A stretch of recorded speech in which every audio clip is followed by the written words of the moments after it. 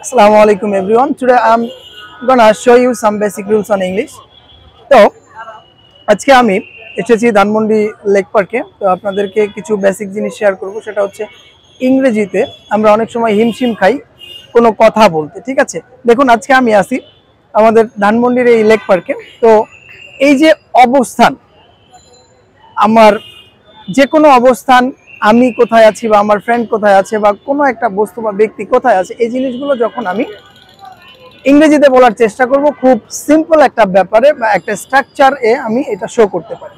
সেটা হচ্ছে কেমন, আপনার সাবজেক্টের পর সিম্পলি আপনার টু বি ভার্বটা ইউজ করবেন বা ভার্ব টু বি যেটাই বলি আমরা, am is or was were, present tense and past tense অনুসারে আপনি প্রেজেন্টে যদি কোনো কথা বলতে চান তাহলে am is or, এবং পাস্টে বলতে চাইলে was were ব্যবহার করুন, এবং ঠিক তারপরই আপনি একটা প্রিপোজিশন দিয়ে ওই জায়গাটার অবস্থান বা নামটা আপনি দিয়ে দিবেন, ঠিক আছে?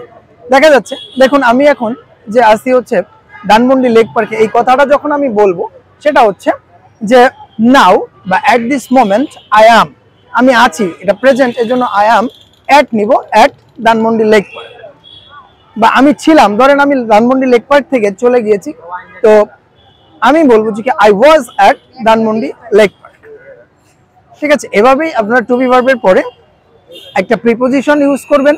আপনি কোনো কিছুর মধ্যে থাকতে পারেন, কোনো কিছুর পাশে থাকতে পারেন।